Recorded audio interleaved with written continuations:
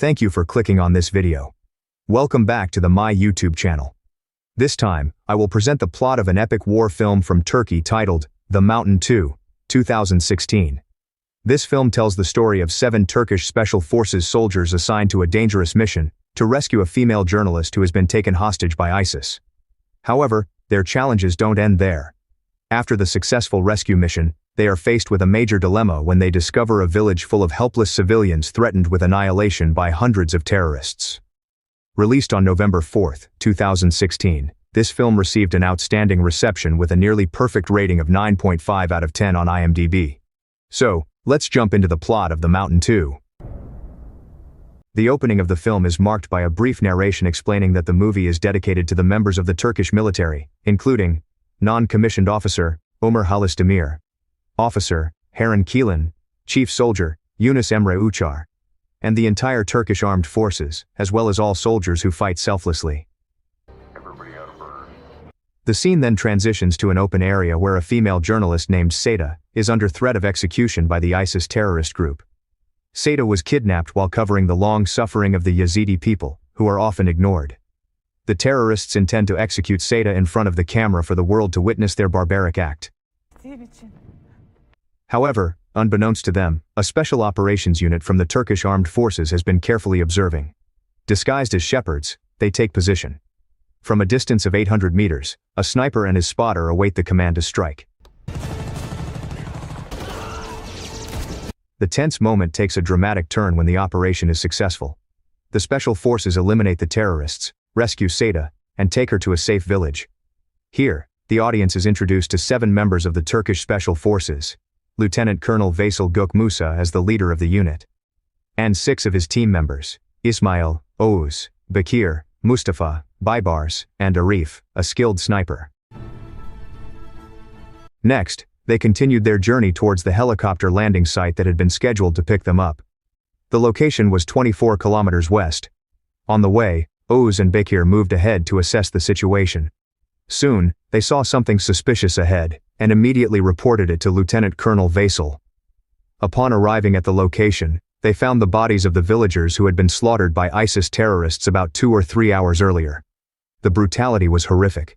The terrorists executed all the villagers, including children, simply due to differences in belief. Not long after, Arif reported to Veysel that the ISIS terrorist group was not far from their location, and was moving towards them.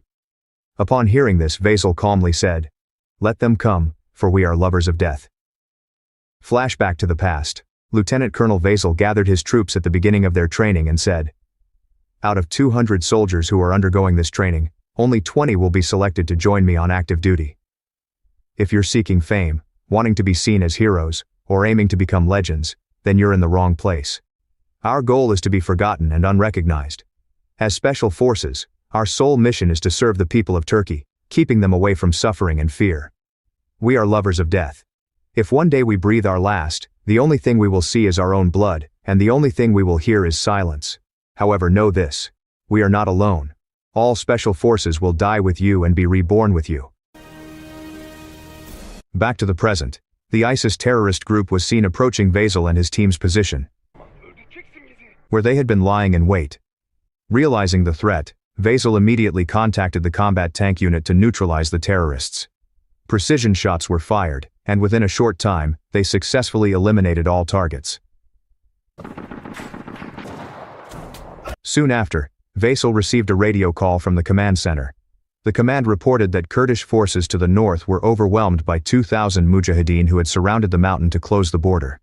The situation became critical, and the command center ordered Veysel and his team to evacuate the area, as they were now in the middle of a large-scale invasion.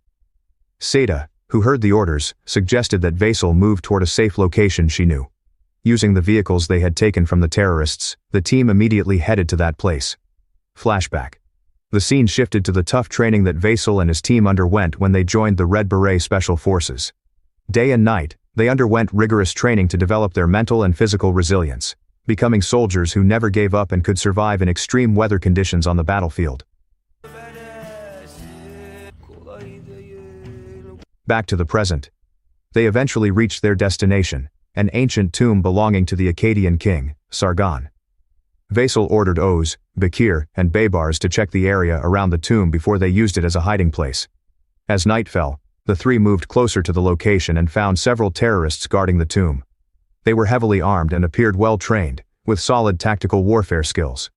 With their strategy and abilities, the Special Forces team prepared to launch an attack.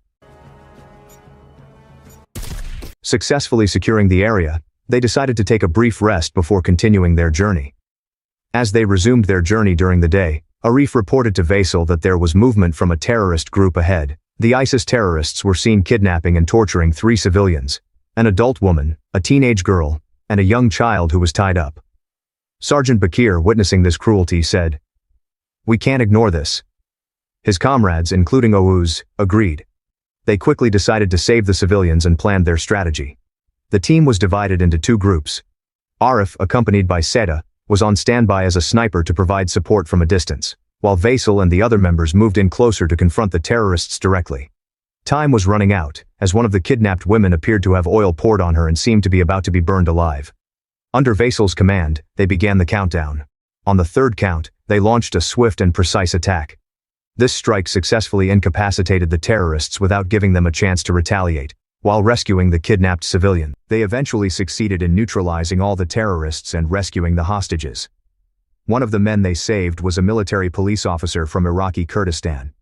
Due to his severe injuries, Vasil administered him morphine. The military police officer explained that he had been with 80 troops, but due to the ISIS invasion, his entire unit had been killed, leaving him alone. He then begged Vasil to end his suffering and asked him to shoot him in the heart. After that, they continued their journey, taking the 2 rescued civilians with them. In the late afternoon, they stopped for a brief rest. There, they met 2 civilians, Guldan and Nabat. Not far ahead, they spotted a village called Sirtis village, which was the home of Guldan and Nabat.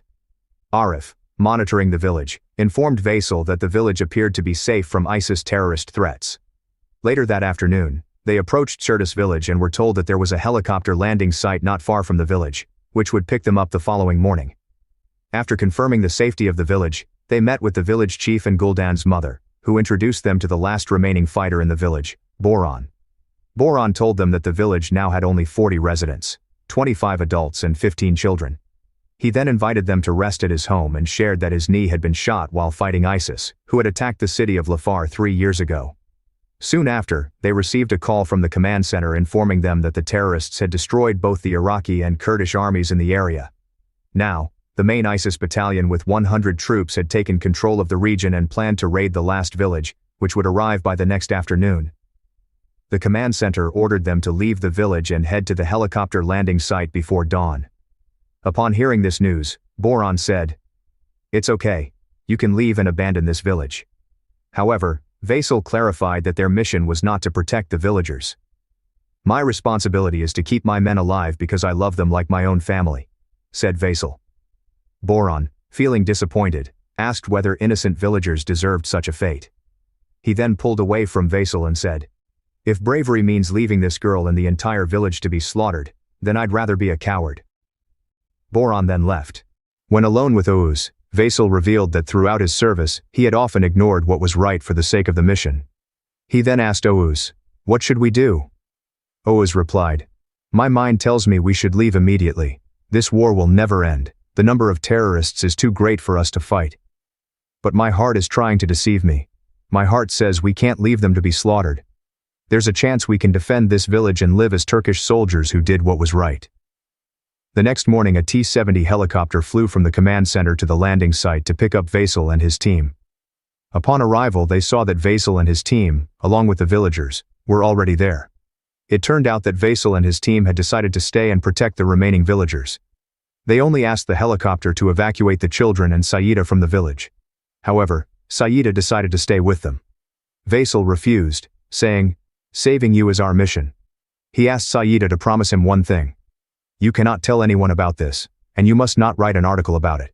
This will be our reaction forever." Vasil then gave Saida a letter and asked her to read it after arriving at the base.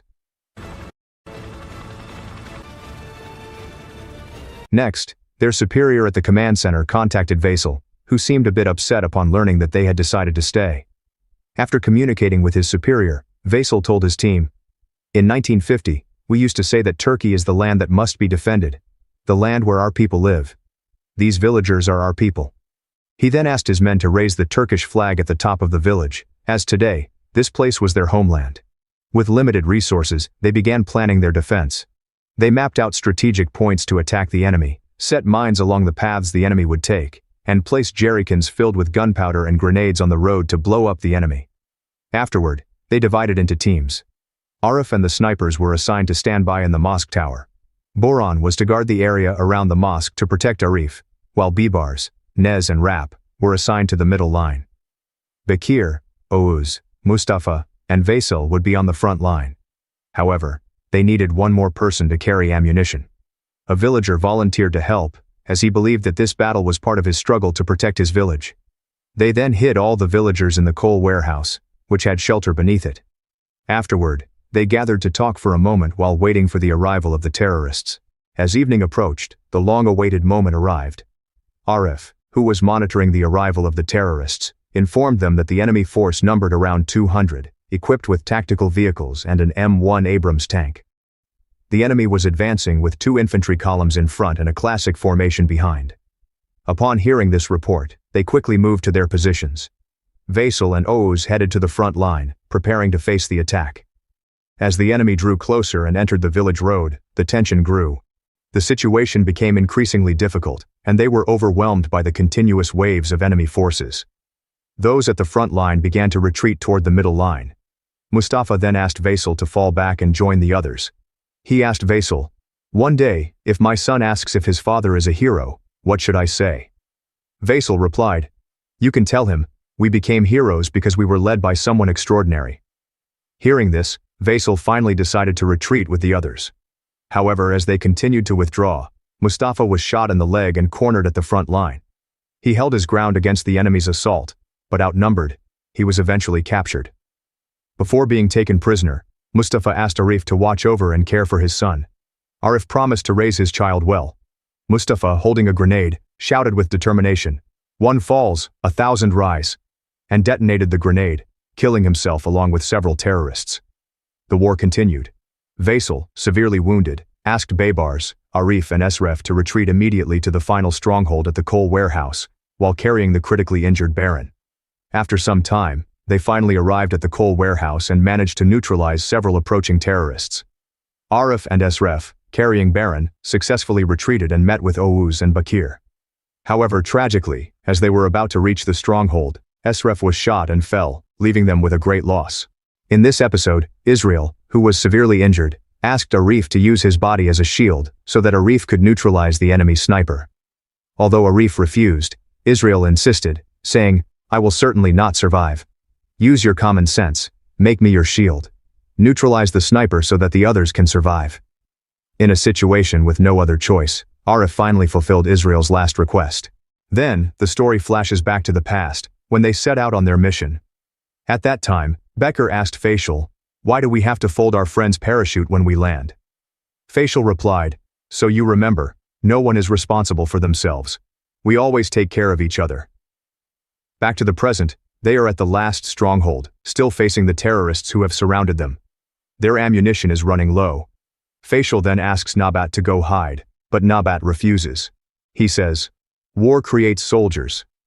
Hearing those words, the morale of the other troops is reignited. Faisal then gives him a weapon, and the battle continues. At the same time, the helicopter carrying Sita and the children arrived at the base, as per Faisal's request. She opened the letter that Faisal had given her. The letter read, "I have a daughter who has long passed away. If she were alive, I would want her to be like you, having a conscience, vast knowledge, and a love for challenges. I want her to reveal our mistakes while she loves her country and all its flaws. If you wish to honor us, then love us." Under the waving Turkish flag, the dying Faisal, accompanied by his team, handed a letter to Oğuz and said, "Do not forget our purpose." The letter contained advice he always gave his team. "Beyond our duty, as soldiers, we have a moral obligation. We must place our lives and our existence on the line for the interests of all the people, stand with them against the enemy. Whether the people hate or love us, it makes no difference. Our duty is absolute for our people." Then, Faisal took his last breath there. After successfully eliminating all the terrorists, the villagers came out of hiding freely. They then contacted the command center to send a helicopter to pick them up. Nabat and the villagers prayed for the bodies of Facial and his fallen comrades.